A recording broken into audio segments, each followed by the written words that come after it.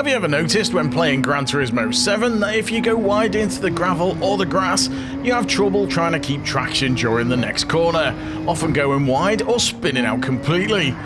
Well, this is down to dirty tyres, and in this video, I'm going to show you how it works.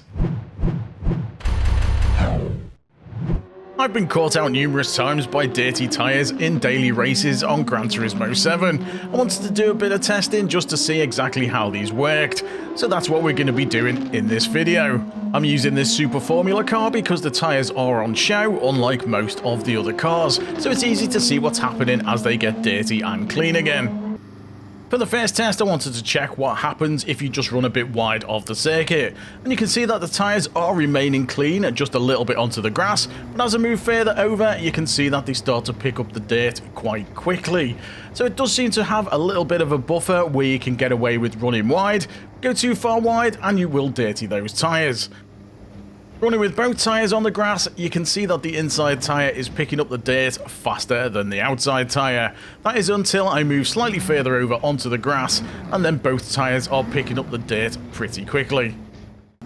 Checking the effects of different surfaces, and you can see that the tyres get dirtier much quicker on gravel or sand than they do if you just run onto the grass. Running on curbs doesn't appear to pick up any dirt at all, similar for painted surfaces. You can see as soon as I run onto the grass, the tyre dirties up as you would expect. If you run over the rubber marbles that you find off the racing line, this doesn't appear to dirty the tyres at all either. Now that you've got dirty tyres, I wanted to check if the game cleared them automatically over time, like it does when you pick up engine or body damage. So I left it running for about a minute, and as you can see, the tyres did not clear at all over this time. So that must mean that the tyres cleaned by distance. As you can see from this clip, that is exactly what happens. I also wanted to test with different tyre compounds, including these wet tyres, and it doesn't really seem to make much of a difference. The surface you're driving on has much more of an impact than the type of tyre.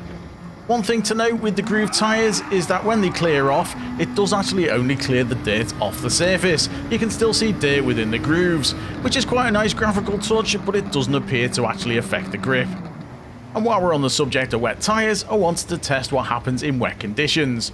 As you can see, driving on the grass dirties the tyres up as normal, and as soon as you go onto the wet track, it washes the dirt off the tyres pretty much instantly, including all the dirt out of the grooves. So that's our quick look at how dirt affects tyres in Gran Turismo 7. One thing to note is that when the tyres appeared clean, you could sometimes still feel the effect of reduced grip.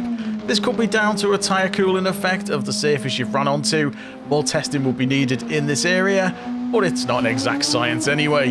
Hopefully this has given you a bit of a guide. Don't forget to leave a like if you found it useful, and if you've got any questions or observations, leave them down in the comments.